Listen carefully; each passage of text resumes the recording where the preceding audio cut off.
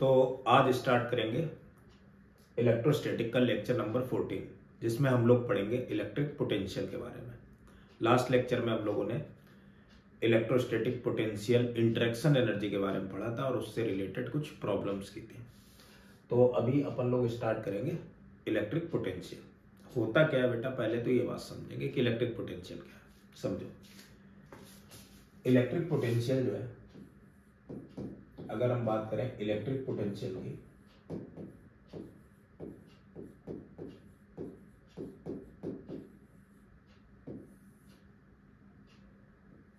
तो बेटा अगर मान लो यहां कोई सिस्टम ऑफ चार्ज है, ये कोई सिस्टम ऑफ चार्ज है, बहुत सारे चार्जेस का सिस्टम है, और इधर पर कोई चार्ज है, लेट से इंफिनिटी पर एक कोई चार्ज है क्यू नॉट, इंफिनिटी पर है। ये चार्ज जो है क्यू नॉट वो इंफिनिटी पर है। इधर कोई पॉइंट है बेटा पी, जिस पॉइंट की यहां से सिस्टम ऑफ चार्ज से जो डिस्टेंस है लेट से आर है, ये जो डिस्टेंस है बेटा कितनी आर है। अब अगर हम लोग क्या काम करें, इसको किसी इसी सिस्टम ऑफ चार्ज के इलेक्ट्रिक फील्ड के अंदर अगर लेकर के आ रहे हैं, इस वाले चार्ज को किसी x डिस्टेंस पर लेकर के आए इलेक्ट्रिक फील्ड के अंदर, इलेक्ट्रिक फील्ड के अंदर किसी x डिस्टेंस पर लेकर के आ रहे हैं ऐसे क्यू नॉट, तो इस पर क्या हुआ, इस पर फोर्स लगना चालू हो गया चार्ज पर। भाई एक इलेक्ट्रोस्टैटिक फोर्स लगेगा जो सिस्टम ऑफ चार्ज लगाएगा इस तरफ, ये F इलेक्ट्रिक है, इलेक्ट्रोस्टैटिक। अब इस चार्ज को उठा करके इंफिनिटी से इस पॉइंट तक लेकर के आना है, तो इस चार्ज को उठा करके इंफिनिटी से इस पॉइंट तक अगर लेकर के आना होगा तो कोई वर्क डन करना पड़ेगा, और ये जो वर्क डन है वो इलेक्ट्रोस्टैटिक फोर्स के अगेंस्ट है। मतलब इलेक्ट्रोस्टैटिक फोर्स अगर हम लगा रहे हैं तो इससे अपोजिट डायरेक्शन मुझे एक फोर्स लेकर के चलना पड़ेगा, और जो फोर्स इसी इलेक्ट्रोस्टैटिक फोर्स के बराबर होगा, इस इलेक्ट्रोस्टैटिक फोर्स के बराबर होगा, यानी कोई एक्सटर्नल फोर्स लगाएंगे जिसकी वैल्यू इसके इक्वल हो। और उसकी वजह से होगा क्या बेटा, याद करना, जब अपन लोग मैकेनिक्स में ये चीजें पढ़ते थे तो मैकेनिक्स में ये जो एक्सटर्नल फोर्स की वजह से जो वर्क डन आता था वो कितना होता था बेटा, बस जब निकाला करते थे तो हम लोग स्लो मूविंग कराया करते। स्लो मूविंग का मतलब यहाँ पर नेग्लिजिबल काइनेटिक एनर्जी होगी, यानी चेंज इन काइनेटिक एनर्जी क्या हो जाएगी, जीरो। एक कांस्टेंट वेलोसिटी से स्लो मूव करता हुआ, बिल्कुल स्लोली मूव करता हुआ। तो इसका मतलब ये हो गया कि एक्सटर्नल फोर्स इलेक्ट्रोस्टैटिक फोर्स के बराबर होगा, उतना ही फोर्स। भाई इधर जितना फोर्स लग रहा है उतना ही फोर्स हम अपोजिट डायरेक्शन में लगाएं और इस पार्टिकल को धीरे धीरे धीरे धीरे पी पॉइंट तक उठा करके रख दें इंफिनिटी से।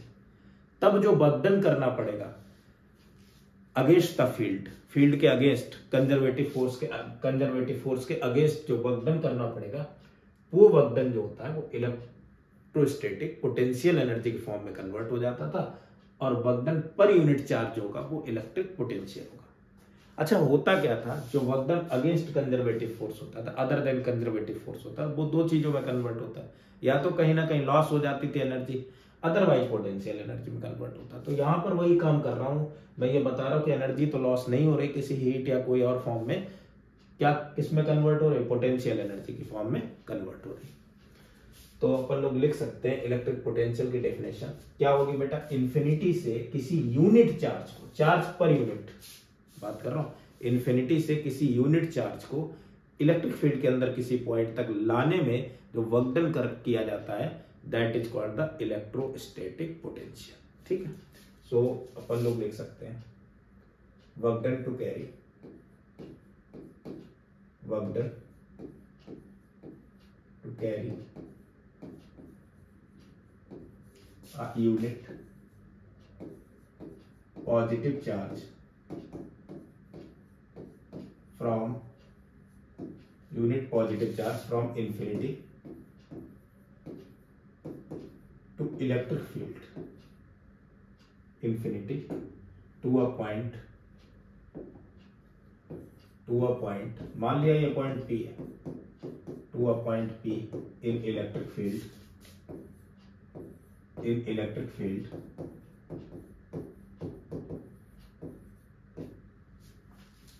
Is known as electric potential और electrostatic potential, is known as electrostatic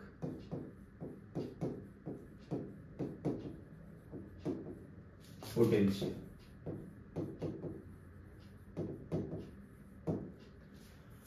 अच्छा बेटा, केवल यही डेफिनेशन नहीं होनी चाहिए, यानी मैं ये बोलूं कि इलेक्ट्रोस्टैटिक पोटेंशियल क्या होगा पी पॉइंट पर, तो मैंने लिख दिया बीपी।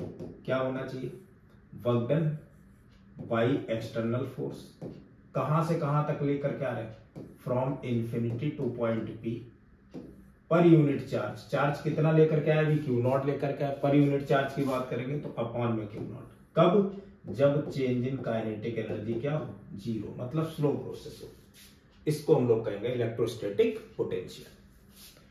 इस चीज को अपन लोग ऐसे भी कह सकते हैं कि अगर पी पॉइंट से इंफिनिटी पर किसी ऑब्जेक्ट को लेकर के जाएगा तो भी तो उतना ही वर्क डन करना पड़ेगा, और तब भी इसको पोटेंशियल से ही डिफाइन करेंगे।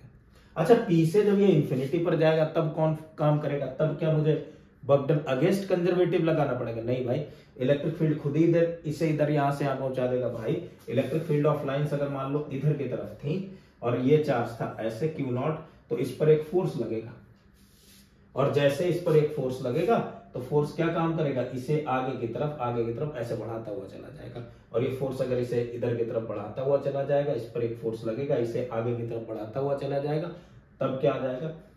तब जो वर्क डन होगा बेटा फोर्स इनटू डिस्प्लेसमेंट होगा। अब ये वर्क डन हो किसकी वजह से रहा? अगला वाला जो वर्क डन है वो इलेक्ट्रोस्टैटिक वर्क डन होना चाहिए।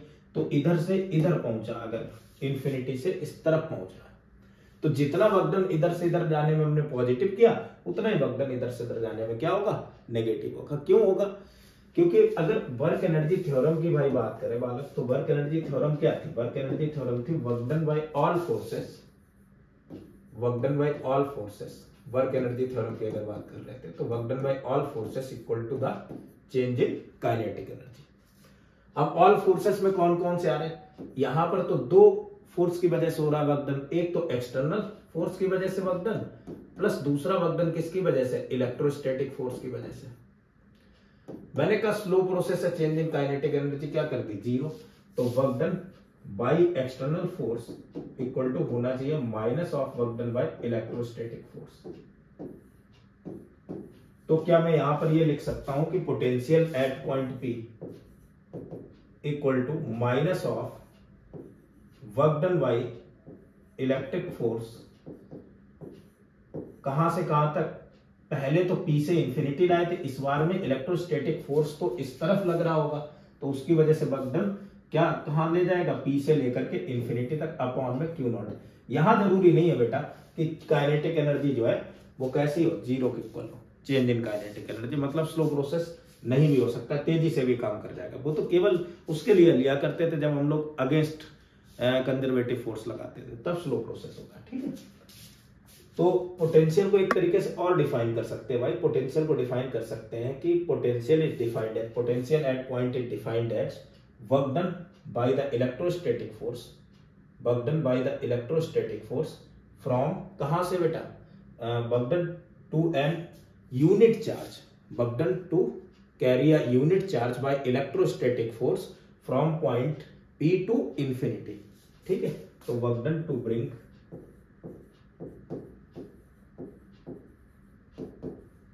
a unit charge,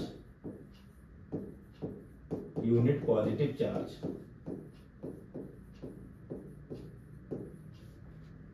from point P to infinity is known as the potential, electrostatic potential at point P। इसको हम लोग क्या नाम देते हैं? इलेक्ट्रोस्टैटिक पोटेंशियल नाम देते हैं पी पॉइंट पर। ठीक है, कोई दिक्कत नहीं, आगे बढ़ते हैं।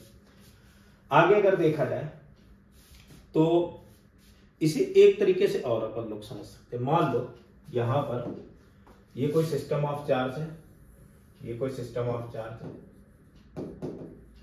System of charges, positive charge था, इसकी वजह से इलेक्ट्रिक फील्ड इस तरफ होगी, और यहां पर इससे एक्स डिस्टेंस पर ये कोई पॉइंट है पी, एक्स डिस्टेंस पर कोई पॉइंट है पी।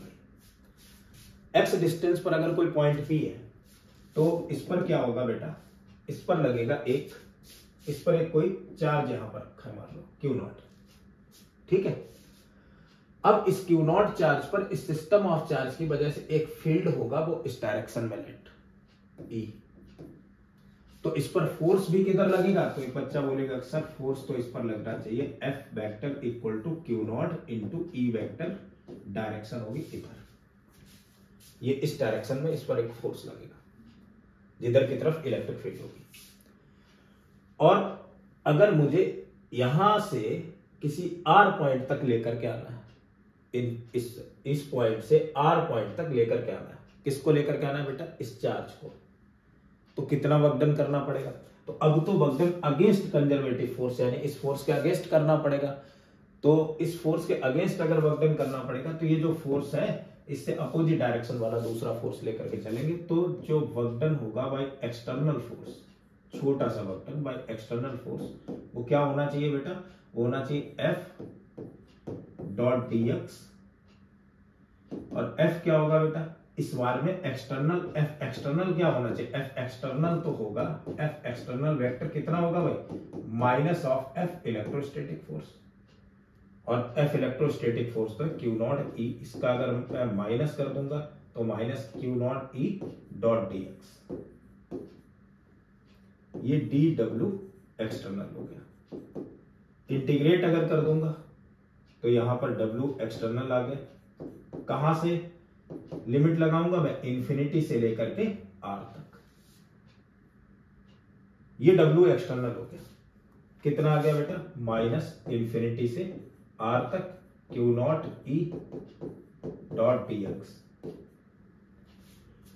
अब अगर मैं कहूं पोटेंशियल एट पॉइंट R यानी कि potential at any point P, वो क्या होना चाहिए, तब बच्चा बोलेगा सर ये तो होता था W एक्सटर्नल फ्रॉम कहां से, infinity to point P upon में चार्ज, यानी पर यूनिट चार्ज को लाने में जितना करना पड़ता था।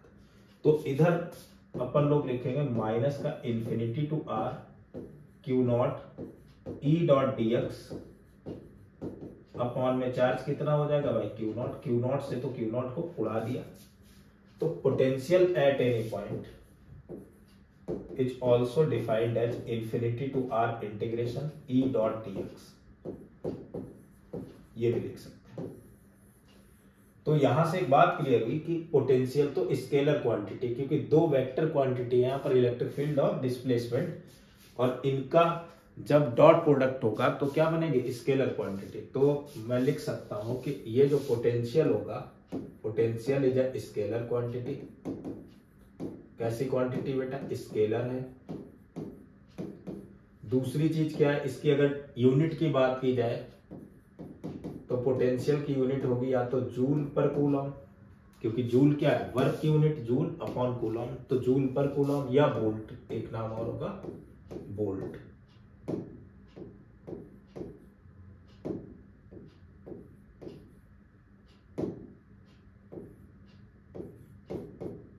ठीक है। अगर डायमेंशन की बात की जाए तो वर्क की डायमेंशन बेटा क्या होगी, वर्क की डायमेंशन बाय डायमेंशन अगर निकालेंगे तो वर्क की डायमेंशन अपॉन चार्ज की डायमेंशन, यानी ml स्क्वायर t माइनस 2, ये तो वर्क की डायमेंशन हो गई, अपॉन चार्ज की डायमेंशन होती a इंटू टी। तो ऊपर पहुंचेगा तो इसकी डायमेंशन क्या हो जाएगी भाई, ml2 t minus 3 a minus 1, ये हो गई डायमेंशन। अच्छा, ये पोटेंशियल जो है वो स्केलर क्वांटिटी है, तो ये जीरो भी हो सकता है, पॉजिटिव भी हो सकता है और नेगेटिव भी हो सकता है। तो अगले पॉइंट में मैं लिख सकता हूं it can be zero, positive और नेगेटिव, कुछ भी हो सकता है, ये जीरो भी हो सकता है, पॉजिटिव भी हो सकता है और नेगेटिव भी हो सकता है। अगर मान लो चार्ज Q पॉजिटिव है तो उसकी वजह से किसी पॉइंट P पर जो पोटेंशियल आएगा वो कैसा आएगा बेटा, पॉजिटिव, और अगर कोई चार्ज नेगेटिव है तो उसकी वजह से पोटेंशियल भी कैसा आएगा, नेगेटिव आएगा। ये बातें ध्यान में रखनी है।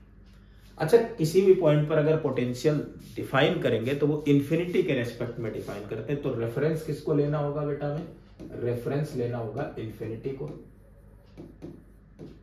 और इन्फिनिटी पर अपन लोग एज्यूम करते हुए चलते हैं कि पोटेंशियल एट इन्फिनिटी इज 0। ये सब बातें ध्यान में रखनी है इलेक्ट्रोस्टैटिक पोटेंशियल।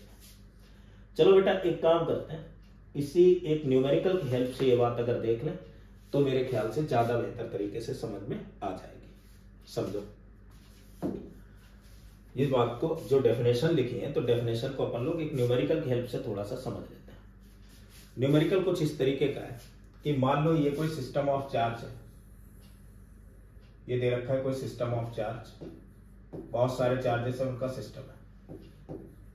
ऐसे ही तो डेफिनेशन बताइए मैंने सिस्टम ऑफ चार्जेस से रिलेटेड।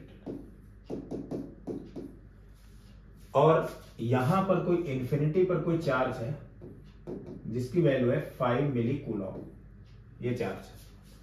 इस चार्ज को किसी पॉइंट P पर लेकर के आना है। तो जब ये इस चार्ज को पॉइंट P पर लेकर के आया जा रहा है तब जो वर्क डन हो रहा है बाय एक्सटर्नल फोर्स, इस पॉइंट P तक लाने में जो work done by external force है that is equal to 0.5 joule. Then find potential at point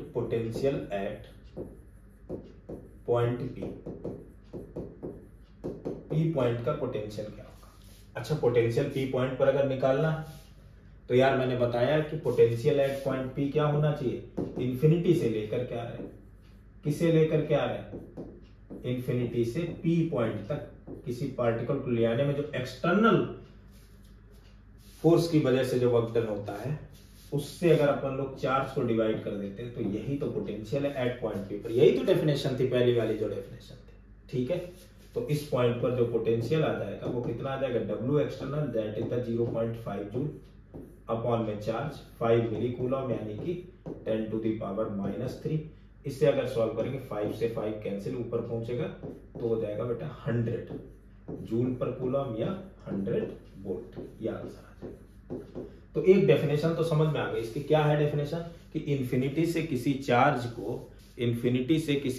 को इलेक्ट्रिक फील्ड के अंदर तक लाने में जो work done by external force होता है वो इन्फिनिटी से किसी यूनिट पॉजिटिव चार्ज को इलेक्ट्रिक फील्ड के अंदर लाने में जो work done by external force होता है that is called the electrostatic potential. हाँ, ये जो वर्क डन होगा इसमें बहुत स्लो प्रोसेस होगा, और अगर ये स्लो प्रोसेस होगा तो यहाँ काइनेटिक एनर्जी का चेंज क्या मान करके चलेंगे बेटा अपन लोग, 0 मान करके चलेंगे, क्योंकि जितना फोर्स इलेक्ट्रिक फील्ड इस पर लगाएगा उतना ही अपोजिट डायरेक्शन में अपन लोग को फोर्स लगा करके धीरे धीरे धीरे उसे शिफ्ट करते हुए लाना। ठीक है, एक और न्यूमेरिकल करते हैं और दूसरी डेफिनेशन जो इलेक्ट्रिक फील्ड की फॉर्म में थी वो वाली बात भी समझ लेते हैं। मान लो बेटा कि ऐसा ही कोई एक सिस्टम ऑफ चार्ज है, एक कोई सिस्टम ऑफ चार्ज है, ये सिस्टम ऑफ चार्जेस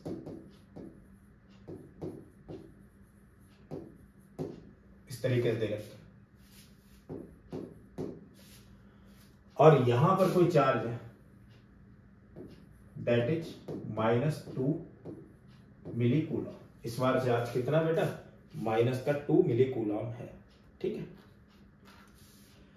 और ये देखा गया कि -2 मिली कूलॉम को from infinity to point P तक लाने में जो वर्क डन हो रहा है, from infinity to point P तक लाने में जो work done by electric field है बेटा वो 6 जूल है, ठीक है। क्या मैंने बोला, मैंने बोला कि यहां कोई पॉइंट P है, so work done to carry -2 milli coulomb from infinity to point P by electric field,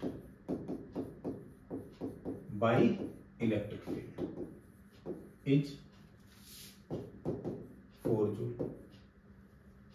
अब भाई ये बात क्यों बोली, इलेक्ट्रिक फील्ड क्यों ला रहा है, लाएगा यार इसकी वजह से, अगर मान लो इलेक्ट्रिक फील्ड है इधर की तरफ और चार्ज बेटा कैसा है, चार्ज तो है नेगेटिव, तो इस पर फोर्स किधर लगेगा, इलेक्ट्रिक फील्ड से अपोजिट डायरेक्शन में। ये फोर्स क्या है, एक्सटर्नल फोर्स है, नहीं भाई ये तो इलेक्ट्रोस्टैटिक फोर्स है, और ये खुद से ही चार्ज को यहां तक ले आएगा। तो खुद से यहाँ चार्ज आएगा, यानी work done by electrostatic field हो गया। अब हमें फाइंड आउट करना, then find potential at point P, then find potential at point P. हमें पी पॉइंट पर पोटेंशियल फाइंड आउट करना है।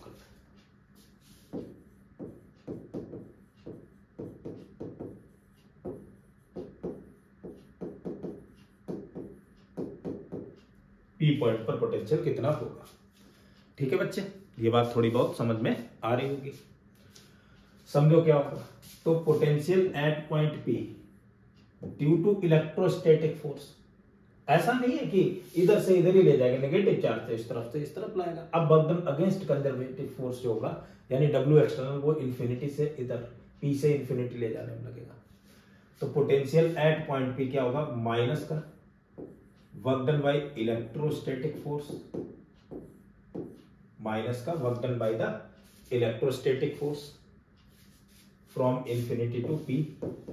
इस बार में उल्टा हो रहा ना बेटा, नेगेटिव चार्ज है इसलिए मैंने पॉजिटिव चार्ज के लिए वो डेफिनेशन दी थी, अपॉन में ये वाला चार्ज रख देते वैल्यू। तो minus work done by electrostatic force कितना है बेटा, वो तो दे रखा है 4 जूल, अपॉन में चार्ज कितना है, माइनस का 2 मिली कूलम, यानी 2 × 10⁻³ कूलम। 2 से ये 2 कैंसिल, माइनस से माइनस कैंसिल, कितना आ जाएगा 2000 जूल पर कूलम या 2000 वोल्ट। तो मेरे ख्याल से थोड़ी बहुत बातें क्लियर हो गई होंगी। चलो अभी और भी बातें क्लियर करेंगे। पहले इलेक्ट्रोस्टैटिक पोटेंशियल अपन लोग किसी एक पॉइंट पर निकाल लेते हैं, किसी पॉइंट चार्ज की वजह से इलेक्ट्रोस्टैटिक पोटेंशियल कितना होगा ये देखते हैं। ठीक है, तो next is electrostatic potential. Electrostatic potential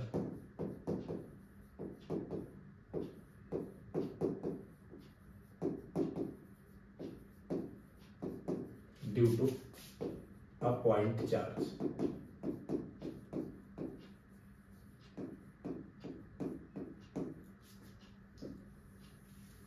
electrostatic potential due to a point charge. तो किसी पॉइंट चार्ज की वजह से इलेक्ट्रोस्टैटिक पोटेंशियल कितना होगा ये हमें कैलकुलेट करना है। अब समझो जरा,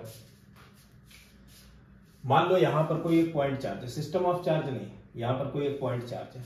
ठीक है, इलेक्ट्रोस्टैटिक पोटेंशियल को अपन लोग डिफाइन कैसे करते थे, फिर से मैं बताऊं कि इलेक्ट्रोस्टैटिक पोटेंशियल को डिफाइन करने का ये तरीका ये भी था कि potential at any point P equal to work done by electric force, work done by electrostatic force from कहां से, from P to infinity, upon में वो वाला चार्ज जिसे अपन को लेके जाना है इंफिनिटी से, यूनिट चार्ज को, work done to carry a unit positive charge from a point to infinity. ठीक है, by electrostatic force is called electrostatic potential. ये भी तो था इलेक्ट्रोस्टैटिक पोटेंशियल। तो मान लो यहां से इस पॉइंट Q से स्मॉल r डिस्टेंस पर, इस पॉइंट Q से स्मॉल r डिस्टेंस पर एक कोई चार्ज रखा हुआ है बालक। कितना रखा है चार्ज बेटा, Q0। इस पॉइंट Q से स्मॉल r डिस्टेंस पर एक चार्ज रखा है बेटा, कितना, Q0। अब एक बच्चा बोले कि सर ये अगर चार्ज Q0 रखा है तो इस पर तो एक फोर्स लगेगा, और वो फोर्स किधर की तरफ लगेगा, बच्चा बोले कि सर वो तो फोर्स इस तरफ लगेगा। भाई ये इस फोर्स से रिपेल करेगा। अब इस फोर्स से अगर रिपेल करेगा, ध्यान दो, तो एक टाइम ऐसा आएगा जब ये किसी डिस्टेंस x पर होगा। मान लो एक टाइम ऐसा आया जब ये किसी डिस्टेंस x पर है, यहां से तब भी इस पर एक कोई फोर्स लग रहा होगा। जब ये चार्ज यहां पर आ गया होगा x डिस्टेंस पर, तब जो फोर्स होगा वो कितना होगा। तो बच्चा बोले कि सर ये जो इलेक्ट्रोस्टैटिक फोर्स है वो होना चाहिए 1/4πε0 Q इंटू Q0 अपॉन में यहां से यहां तक की डिस्टेंस का स्क्वायर, यानी x²। ये इलेक्ट्रोस्टैटिक फोर्स।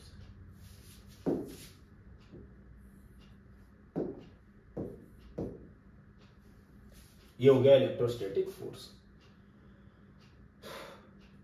तो एक बच्चा तुरंत बोला सर इसकी वजह से अगर वर्क डन निकालेंगे तो डायरेक्ट F इंटू डिस्टेंस नहीं लिखेंगे। भाई क्यों नहीं लिखेंगे, इसलिए नहीं लिखेंगे क्योंकि ये फोर्स कैसा है, वेरिएबल है, दिमाग चला, बोलो वेरिएबल है। वेरिएबल भाई क्यों है? वेरिएबल तो इसलिए है ये फोर्स क्योंकि ये जो डिस्टेंस है बार बार लगातार चेंज हो रही है, और अगर ये डिस्टेंस बढ़ेगी तो फोर्स की वैल्यू क्या होगी? कम, और डिस्टेंस कम होगी तो फोर्स की वैल्यू बढ़ेगी, इनवर्सली प्रोपोर्शनल है इसलिए। तो होगा क्या? तब वर्क डन कैसे लिखना चाहिए? तो बच्चा बोले सर इसे स्लाइड थोड़ा सा डिस्प्लेस करा दो। कितना करा दूं भाई? dx अगर डिस्प्लेसमेंट इसका करा दिया तब जो वर्क डन आएगा वो वर्क डन होगा dw, और उसकी वैल्यू तो होगी f dx। वैसे तो f डॉट dx कहा जाएगा, तो f और dx दोनों एक ही डायरेक्शन में। लिख देता हूं मैं, f डॉट dx अगर लिखेंगे तो f dx cos 0 हो जाएगा, एक ही डायरेक्शन। तो total work done by electrostatic force कितना होगा जाकर के? वो W इलेक्ट्रोस्टैटिक इक्वल टू हो गया F की वैल्यू तो है 1/4 पाई एप्सिलॉन नॉट। यहां वाला चार्ज, कौन सा चार्ज भाई? दोनों charge, Q into Q not, यही तो वैल्यू लिखी, अपॉन में x square into dx। Limit कहां से कहां तक लगाई जाए? बच्चा बोले सर इसे तो उठा करके मुझे भेजना है कहां से? r डिस्टेंस से लेकर P पॉइंट है ये r डिस्टेंस पर, तो r डिस्टेंस से लेकर के इंफिनिटी तक, तो लिमिट लगा देंगे r से लेकर के इंफिनिटी तक। लिमिट लग गई कहां से? r से लेकर के इंफिनिटी तक। ठीक है, कोई दिक्कत नहीं। अब क्या काम किया जाए? अब समझो।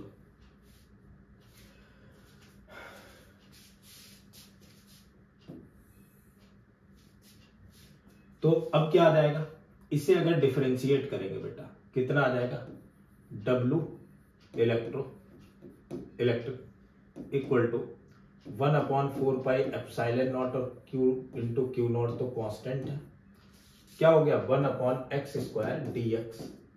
और बच्चे एकदम अच्छे से जानते हैं कि 1/x स्क्वायर का जो इंटीग्रेशन होता है बेटा वो तो -1/x होता है।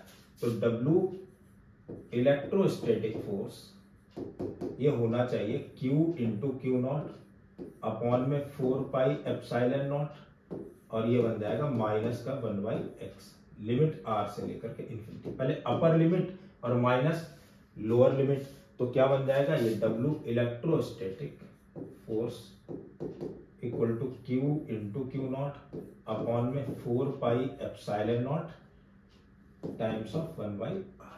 ये क्या निकालना बेटा?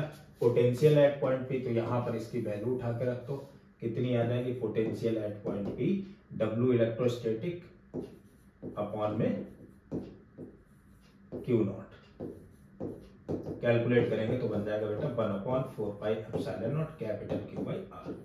तो किसी चार्ज की वजह से, किसी पॉइंट चार्ज की वजह से जो पोटेंशियल का फॉर्मूला होगा बेटा वो कितना होगा? 1/4 pi epsilon not capital Q by R। ये पोटेंशियल का फॉर्मूला होगा। वेयर कैपिटल Q क्या है? बच्चा बोले सर कैपिटल Q तो एक कोई चार्ज है जिसकी वजह से किसी पॉइंट पर हम लोग पोटेंशियल निकाल रहे हैं। अगर ये चार्ज पॉजिटिव हुआ, if this charge is positive then, अगर ये बेटा चार्ज पॉजिटिव है तो कैसा होगा? तो पोटेंशियल भी पॉजिटिव होगा, और अगर ये चार्ज नेगेटिव है तो जाहिर सी बात है ये पोटेंशियल भी तो नेगेटिव ही होगा। ये बात क्लियर है। चलो इतनी बात अगर समझ में आ गई तो एक दो बातें और समझ लेते हैं। अगर मैं बात करूं कि पोटेंशियल, और मैं ये बात करूं कि पोटेंशियल और डिस्टेंस ये जो स्मॉल r है इसके बीच में ग्राफ क्या होना चाहिए, तो बच्चा चीख चीख करके बोलेगा कि sir potential is inversely proportional to the r। Potential तो r के इनवर्सली प्रोपोर्शनल है, और अगर बाई एक्सिस x के इनवर्सली प्रोपोर्शनल होती थी तो रेक्टेंगुलर हाइपरबोला बनता था, और रेक्टेंगुलर हाइपरबोला तो कुछ इस टाइप का बनेगा, यानी कि ये ग्राफ आ जाएगा। तब तक एक बच्चा बोला कि सर अगर पोटेंशियल नेगेटिव हो तब क्या होना चाहिए? भाई अगर Q की वैल्यू माइनस रखी गई तब भी तो आ जाएगा, पोटेंशियल तो नेगेटिव होगा। तो अगर पोटेंशियल नेगेटिव होगा तो भाई नेगेटिव डायरेक्शन में इसको ऐसे बना देंगे, तब ग्राफ कुछ इस टाइप का बन जाएगा। ये सारी बातें बिल्कुल क्लियर है, इनमें कोई भी दिक्कत नहीं है। एक और चीज बेटा, मैंने एक बात और बताई थी आप लोग को कि जो चेंज इन पोटेंशियल था डेल्टा बी या पोटेंशियल एट एनी पॉइंट, वो तो था E डॉट डी आर या E डॉट डी एक्स। इसका मतलब जिधर की तरफ इलेक्ट्रिक फील्ड है पोटेंशियल जो है उसके अपोजिट डायरेक्शन में जाता है। तो होगा क्या, ये बेटा नोट पॉइंट बिल्कुल लिख लो कि पोटेंशियल जो होता है उसकी वैल्यू हाई होती है जिधर इलेक्ट्रिक फील्ड के चलने की डायरेक्शन के, इलेक्ट्रिक फील्ड ऑफ लाइंस जिधर रन करते हैं उसके डायरेक्शन के opposite electric potential is high, electric potential is high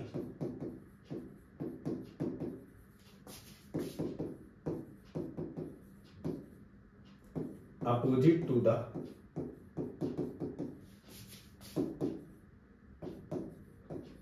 direction of opposite to the direction of electric field। Electric field की डायरेक्शन के अपोजिट जो होता है वो इलेक्ट्रिक पोटेंशियल ज्यादा होता है। चाहे इलेक्ट्रिक फील्ड कैसा भी हो, यूनिफॉर्म हो या नॉन यूनिफॉर्म हो, कोई इफेक्ट नहीं पड़ेगा। ये देखो यूनिफॉर्म मैंने बना दिया, इधर की तरफ मैंने बेटा कैसा बना दिया, नॉन यूनिफॉर्म, ऐसे मैंने फिर से एक नॉन यूनिफॉर्म बना दिया। दोनों अलग अलग हैं। यहाँ पर नॉन यूनिफॉर्म ऐसा है कि इलेक्ट्रिक फील्ड बढ़ता हुआ जा रहा है और इधर नॉन यूनिफॉर्म ऐसा इलेक्ट्रिक फील्ड कम हो रहा है और यहाँ पर यूनिफॉर्म है। तब भी अगर मैं बात करूंगा कि यहाँ पर पोटेंशियल अगर मान लो 13 वोल्ट है तो यहाँ पर इससे कम होगा, इलेक्ट्रिक फील्ड की डायरेक्शन में इससे कम होगा, 5 वोल्ट होगा। ऐसे ही मैं बोलूं कि यहाँ पर पोटेंशियल अगर बेटा 10 वोल्ट है तो इस पॉइंट पर तो कम होगा, कितना होगा, हो सकता है 2 वोल्ट, सॉरी हाँ। ऐसे ही चाहे भले इलेक्ट्रिक फील्ड इधर कम हो रहा लेकिन पोटेंशियल भी इधर ही कम होगा। इलेक्ट्रिक डायरेक्शन से मतलब है अपने को, तो डायरेक्शन से अपोजिट डायरेक्शन में पोटेंशियल क्या होता है, ज्यादा। इलेक्ट्रिक फील्ड से अपोजिट डायरेक्शन में पोटेंशियल हमेशा ज्यादा होता है। तो अगर इस पॉइंट पर पोटेंशियल 8 वोल्ट है तो इस पर 3 वोल्ट होगा। क्यों होगा भाई ये चीज, ऐसा क्यों है, इस बात को भी समझ लेते थोड़ा सा इस बात को समझते कि क्यों होगा। मान लो इधर कोई एक चार्ज बैठा है, ये छोटा सा चार्ज है, श्यामलाल ये बैठे हुआ है, वैल्यू पॉजिटिव है चार्ज की, इलेक्ट्रिक फील्ड डायरेक्शन ऐसी है। होगा क्या बेटा, अगर मैं इस चार्ज को यहां पर रख दूं और रिलीज कर दूं, बताओ चार्ज क्या काम करेगा, बोलो। बच्चा बोलेगा सर यहां जैसे ही मैंने रखा इस पर एक फोर्स इलेक्ट्रिक फील्ड की डायरेक्शन में लगने लगा इस तरफ, वो क्या हो गया Q0E, और अगर इस पर फोर्स लगेगा तो इसे तो वेलोसिटी मिलेगी, और इसे वेलोसिटी मिलेगी तो ये आगे भागता हुआ चला जाएगा। और आगे अगर भाग रहा है तो इसका मतलब पता क्या हुआ, इसका मतलब ये हुआ कि कोई भी चीज अपने आप जाने की कोशिश कर रही है तो इसका मतलब है कि उसकी पोटेंशियल एनर्जी ज्यादा थी, और पोटेंशियल एनर्जी अगर ज्यादा थी तब क्या हुआ, तो पोटेंशियल एनर्जी ज्यादा थी। क्यों उधर जा रहा था, क्योंकि कोई भी चीज अपने स्टेबल इक्विलिब्रियम की तरफ जाने की कोशिश करती है अनस्टेबिलिटी से, और स्टेबिलिटी तो उधर ही होती है जहां पोटेंशियल एनर्जी क्या होती है, मिनिमम। तो ये मैक्सिमम पोटेंशियल एनर्जी से मिनिमम की तरफ भाग रहा है, पोटेंशियल एनर्जी ज्यादा से कम की तरफ भाग रहा है। पोटेंशियल एनर्जी क्यों ज्यादा है, क्योंकि पोटेंशियल एनर्जी वर्क डन है, और पोटेंशियल एनर्जी यहाँ की तो होगी Q0 इंटू यहाँ का पोटेंशियल। तो जब इसका पोटेंशियल ज्यादा है तभी तो पोटेंशियल एनर्जी ज्यादा हुई, यहाँ का पोटेंशियल कम है तभी तो पोटेंशियल एनर्जी कम हुई। तो ये हाई पोटेंशियल एनर्जी से लो पोटेंशियल एनर्जी की तरफ भाग रहा है। इसका मतलब इधर हाई पोटेंशियल है, इधर लो पोटेंशियल है। तब तक एक बच्चा बोल पड़ा, अरे सर ऐसा कैसे हो सकता है, मान लो मैंने यहां पर माइनस क्यों रख दिया, लो अब तो इलेक्ट्रिक फील्ड इधर है तो फोर्स तो इस तरफ लगेगा, इसे तो इस तरफ भागना चाहिए। हाँ भाई बिल्कुल भागेगा।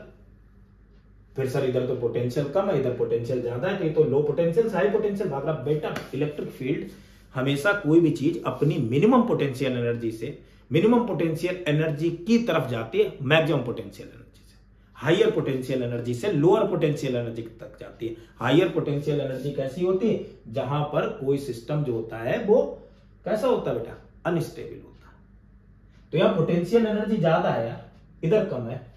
कहां कम है भाई, यहां तो 2 वोल्ट है, 10 वोल्ट है। बेटा देखो समझो, इधर चार्ज कैसा है, माइनस क्यू, तो इधर पोटेंशियल कितनी हो गई, पोटेंशियल एनर्जी, इधर पोटेंशियल एनर्जी हो गई माइनस का 2Q, और इधर पोटेंशियल एनर्जी कितनी हो गई जरा बताना, माइनस का 10Q। अच्छा नेगेटिव में वैल्यू ज्यादा होने का मतलब क्या होता है, वैल्यू का कम होना। इसका मतलब यहां पोटेंशियल एनर्जी कम है और इधर पोटेंशियल एनर्जी ज्यादा है, तो हायर पोटेंशियल एनर्जी से लोअर की तरफ भागेगा। इसका मतलब हमेशा इधर की तरफ पोटेंशियल ज्यादा होगा इलेक्ट्रिक फील्ड से अपोजिट डायरेक्शन। तो ये बात भी क्लियर हो गई कि इलेक्ट्रिक फील्ड से अपोजिट डायरेक्शन पोटेंशियल ज्यादा होना भी चाहिए। समझो इधर पोटेंशियल एनर्जी अगर मैं इस पॉइंट पर बोलूं तो यहाँ पोटेंशियल एनर्जी बेटा 13 क्यू है और इधर पर 5 क्यू है। इस पर एक फोर्स लगा तो वेलोसिटी आई तो काइनेटिक एनर्जी आई। लगातार फोर्स लग रहा, वेलोसिटी बढ़ती जा रही, काइनेटिक एनर्जी बढ़ रही, तो वो आई कहां से? वो तो वहीं से आई जहां पोटेंशियल एनर्जी जो थी वो क्या हुई, कम हुई। तो इधर पोटेंशियल एनर्जी कम हुई तो पोटेंशियल भी कम हो गया। नेगेटिव चार्ज होता तो उल्टा हो जाता उसके साथ। अब बातें क्लियर हो गई होगी। बातें ये पॉइंट अपने क्लियर होना चाहिए कि इलेक्ट्रिक फील्ड की लाइन के अपोजिट डायरेक्शन में हमेशा पोटेंशियल क्या होगा, ज्यादा, और इससे इसकी इलेक्ट्रिक फील्ड के डायरेक्शन में पोटेंशियल क्या होगा बेटा, कम होगा। इतनी बात क्लियर हो जानी चाहिए। चलो अब कुछ न्यूमेरिकल निकालते हैं, ध्यान देना बेटा। देखते जरा, मान लो ये कोई अपने पास में इस तरीके से कोई स्क्वायर है जिसकी साइड है ए। कोई स्क्वायर दे रखा है ऐसे जिसकी साइड है ए, जिसकी साइड है ए।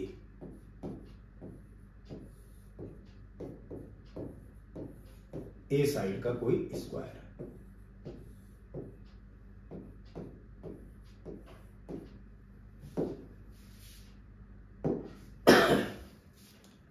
यहां पर कोई चार्ज है बेटा प्लस का क्यू, इधर है प्लस का 2q।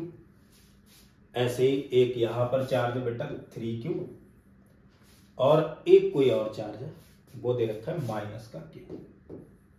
ऐसे इसके बिल्कुल बीचों बीच इस पॉइंट पर ए पॉइंट मान लिया, जो बिल्कुल बीचों बीच है, मतलब a/2 डिस्टेंस में।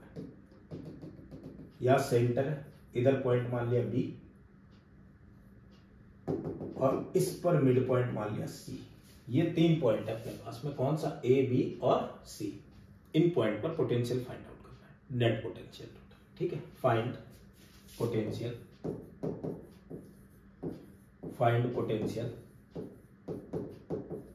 Eight point A, B and A, B और सी पॉइंट पर पोटेंशियल फाइंड आउट करना है। कोई बात नहीं यार, निकालेंगे ए, बी और सी पर। पहले तो ए पर निकालते हैं पोटेंशियल। सो पोटेंशियल एट ए सारे चार्ज की वजह से होगा। इस प्लस क्यू वजह से B1, इस 2q की वजह से बेटा B2, इस माइनस क्यू की वजह से B3, और इस 3q की वजह से B4। अब नेगेटिव अगर चार्ज है तो पोटेंशियल भी कैसा होना चाहिए, नेगेटिव। तो यहां लिख दूंगा मैं माइनस का B3। निकालते हैं। B1 किसकी वजह से, प्लस क्यू की वजह से। कितना होना चाहिए, 1/4 पाई एप्सिलॉन नॉट कांस्टेंट, सभी में आएगा, इसमें कॉमन ले लिया।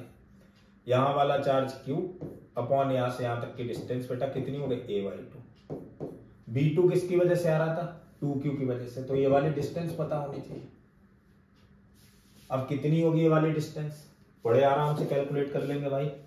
ये वाली डिस्टेंस तो होगी a² plus √(a² plus a²/4, यानी 5a²/4 रूट के अंदर।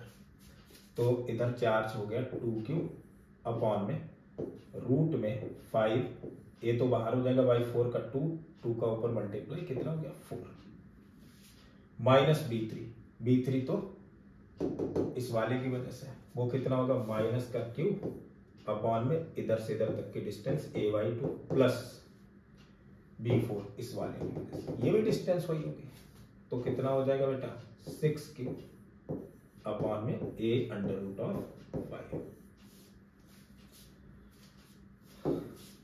ये दोनों टर्म कैंसिल, इनको अगर जोड़ देंगे तो कितना हो जाएगा 10q। तो आंसर आ गया 1/4 pi epsilon not 10q upon में a√5। इतना पोटेंशियल आ गया पॉइंट ए पर।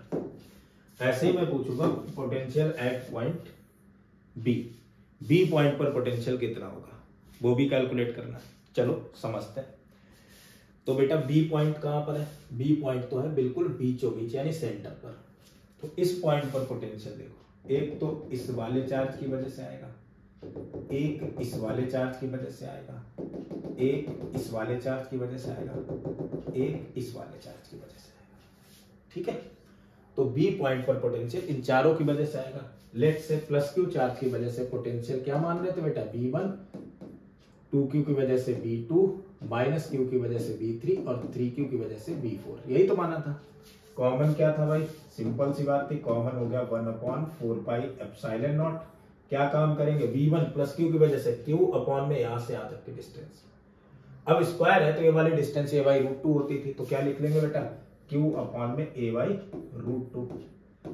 B2 की वजह से बेटा 2Q अपॉन में a/√2। ऐसे ही माइनस B3 की वजह से Q अपॉन में a/√2 और B4 की वजह से 3Q अपॉन में a/√2। ये टर्म और ये टर्म क्या हो जाएगा, कैंसिल। बचा क्या अपने पास में, 1/4πε0 तो बचा ही, √2 ऊपर पहुंचेगा तो 2√2 प्लस 3√2 यानी 5√2 Q अपॉन में a। इतना आ गया पोटेंशियल, इतने वोल्ट पोटेंशियल आ चुका है। कितना, 1/4πε0 5√2 Q/a। ठीक है, चलो अब बताना है कि पॉइंट सी पर कितना होगा। तो पोटेंशियल एट पॉइंट सी, ये तो बी पर हो गया, ये ए पर हो गया, सी पर वही कहानी, प्लस क्यू की वजह से B1 और 2Q की वजह से B2, माइनस क्यू की वजह से B3 और 3Q की वजह से B4। फिर वही कहानी रिपीट करेंगे, 1/4πε0 बाहर ले लेंगे, डिस्टेंस का वेट करेंगे। यहां से इसकी डिस्टेंस बेटा, इस पॉइंट से डिस्टेंस a/2, 2Q वाले से a/2, माइनस क्यू वाले से वही वाली डिस्टेंस कितनी, a√5/2 और 3Q वाले से भी इतनी डिस्टेंस a√5/2। चलो तो बना लेते हैं, कितनी, पहले तो Q वाले की वजह से Q अपॉन में a/2, फिर प्लस 2Q अपॉन में a/2, फिर B3 की वाले Q अपॉन में a√5/2 और 3Q की वजह से भी a√5/2। तो ये सभी में 2 ऊपर पहुंच के मल्टीप्लाई हो रहा है, 1/a बाहर आ जाएगा, सो 1/4πε0, 2/a बाहर, क्या बचा इधर, Q भी बाहर बेटा, 2Q बाहर, क्या बच गया बालक, यहां पर बचा बेटा 1 + 2 - 1, सॉरी 1 + 2 - 1/√5 + 3/√5। आगे इसे कैलकुलेट कर लिया जाएगा, आंसर आ जाएगा। इतनी बातें क्लियर, ठीक है, कोई दिक्कत नहीं है। चलो नेक्स्ट निकालते हैं। नेक्स्ट कुछ इस तरीके से कि इलेक्ट्रिक फील्ड ऑफ लाइंस है, ऐसे दे रखे कुछ इलेक्ट्रिक फील्ड ऑफ लाइंस इस तरीके से, राइट टू लेफ्ट है, यूनिफॉर्म इलेक्ट्रिक फील्ड है E, एक कोई यूनिफॉर्म इलेक्ट्रिक फील्ड है E जो है राइट टू लेफ्ट। ठीक है, राइट टू लेफ्ट है यूनिफॉर्म इलेक्ट्रिक फील्ड E, और है क्या, वहां पर एक कोई चार्ज पार्टिकल रखा है जिसका चार्ज है, जिस पर चार्ज है 3 × 10⁻⁹ कूलम। कोई चार्ज पार्टिकल है इधर, यहां रखा है, और इस पर चार्ज है 3 × 10⁻⁹ कूलम, इतना दे रखा चार्ज।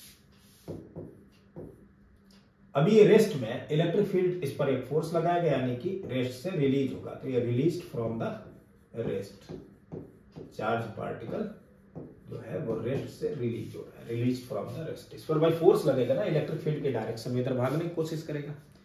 ठीक है, उसके बाद क्या बोला गया, उसके बाद ये बोला गया कि ये 5 सेंटीमीटर डिस्टेंस मूव करता है, इधर से 5 सेंटीमीटर डिस्टेंस मूव करता है, और 5 सेंटीमीटर दूर एक कोई पॉइंट है, लेट से A, इस पॉइंट पर इसकी जो काइनेटिक एनर्जी है चार्ज पार्टिकल की, वो हो जाती है बेटा, इस पॉइंट पर पहुंचते ही इसकी काइनेटिक एनर्जी हो जाती है कितनी, 4.5 इंटू 10⁻⁻⁵ जूल इतनी हो गई काइनेटिक एनर्जी हो गई यहाँ पर 4.5 इंटू 10⁻⁻⁵ जूल, ये काइनेटिक एनर्जी क्यों हो गई समझो, सिंपल सी बात है, वो भी जानी चाहिए। क्योंकि यहां पर चार्ज पार्टिकल पर एक फोर्स लगा उसकी वजह से एक्सेलरेशन मिला, तो इसकी वेलोसिटी बढ़ी और ये काइनेटिक एनर्जी में कन्वर्ट हो गई। अब अगर ये काइनेटिक एनर्जी में कन्वर्ट हो गई, ध्यान देना बेटा, अगर ये काइनेटिक एनर्जी में कन्वर्ट हुई, इसका मतलब कहां से, कौन सी एनर्जी, पोटेंशियल एनर्जी, तो पोटेंशियल एनर्जी तो लॉस हुई होगी, इसका मतलब चार्ज पार्टिकल पॉजिटिव है तो यहाँ पोटेंशियल कम होगा और यहाँ पोटेंशियल लॉस हुई तो यहाँ पोटेंशियल ज्यादा होगा, यहाँ पोटेंशियल कम होगा। होता भी था हमेशा इलेक्ट्रिक फील्ड लाइंस के अपोजिट डायरेक्शन में पोटेंशियल ज्यादा होता था।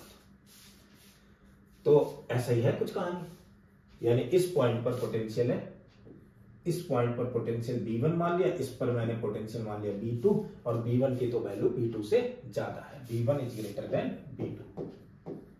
ये बात बेटा न्यूमेरिकल में नहीं, लेकिन कहानी क्या है ये बात तो समझ लेंगे ना, कौन कौन सी कहानियां इसमें चल रही है न्यूमेरिकल। होगा क्या, अब हमें कैलकुलेट क्या करना बेटा, कैलकुलेट करना work done by the electrical force on the particle, work done bye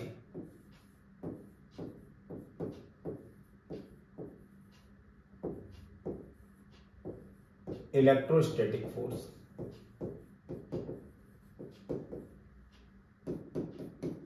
on the particle,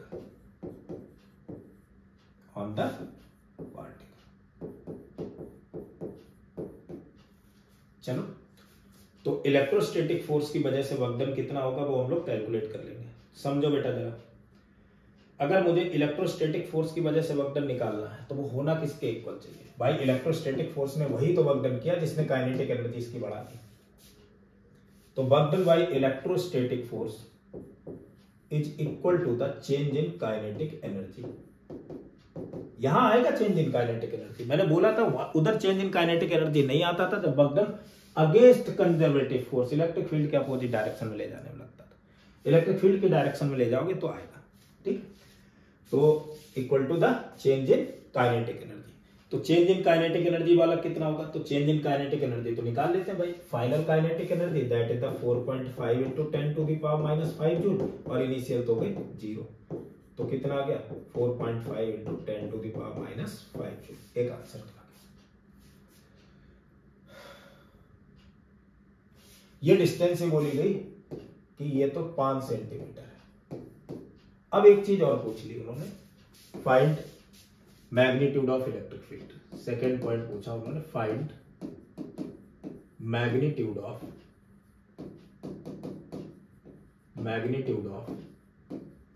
electric field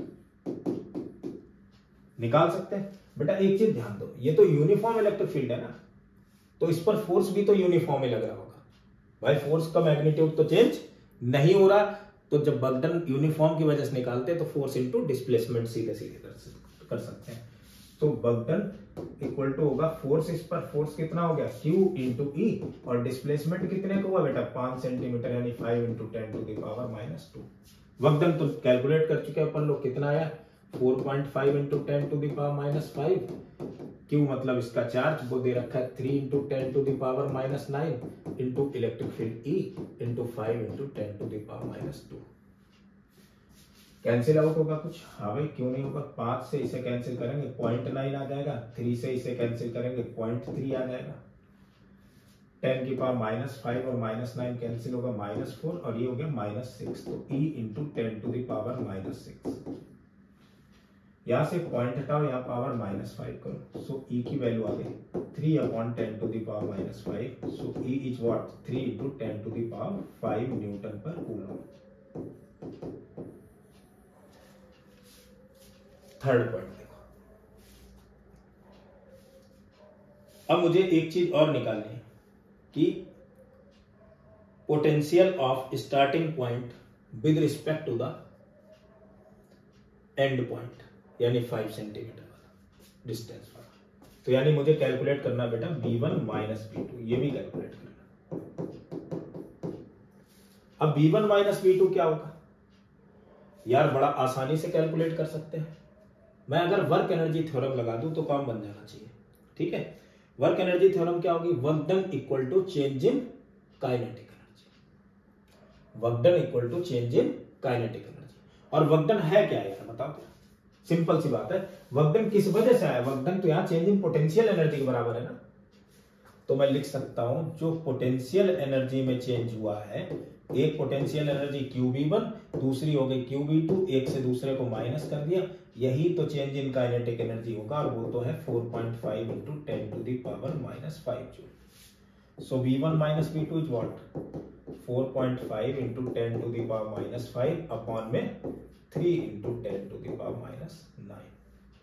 3 से इसे अगर कैंसिल आउट करोगे बेटा तो ये 1 टाइम्स क्या 15 हो गया, ये 5 times, so 1.5 into 10 to the power 4 volt, इतना चेंज आ गया। कहानी क्लियर है। और एक देख लेते हैं बेटा, एक और न्यूमेरिकल देखते हैं, जरा ध्यान दो।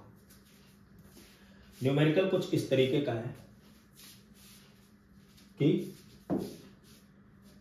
मान लो कोई एक इलेक्ट्रिक फील्ड है जो इस तरीके से एग्जिस्ट कर रहा है, electric field E equal to दे रखा है, electric field E equal to वो दे रखा है बेटा 10xi कैप, 10xi कैप, यानी वेरिएबल इलेक्ट्रिक फील्ड है, जैसे जैसे डिस्टेंस बढ़ती जा रही है वैसे वैसे क्या हो रहा है, इलेक्ट्रिक फील्ड की वैल्यू बढ़ती चली जा रही है। Where x is the distance from the origin, where x is the distance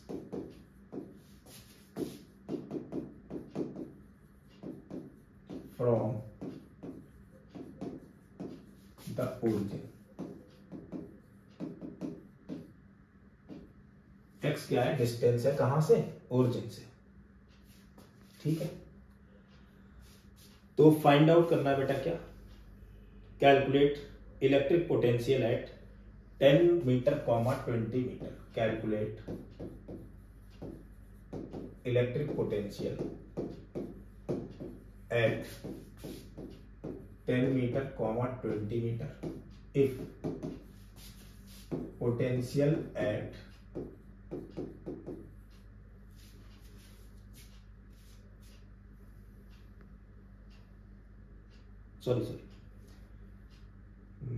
calculate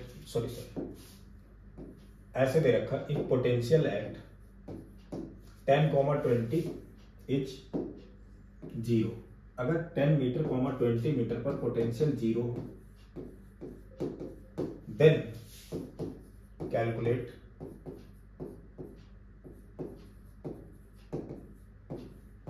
potential at, किस पॉइंट पर पोटेंशियल कैलकुलेट करना बेटा, कैलकुलेट पोटेंशियल एट किस पॉइंट पर, ओरिजिन पर, ओरिजिन पर बताएंगे यार, कोई बड़ी बात नहीं। क्या काम करें, समझो ये y एक्सिस, ये x एक्सिस, यहां पर पॉइंट है 10, 20।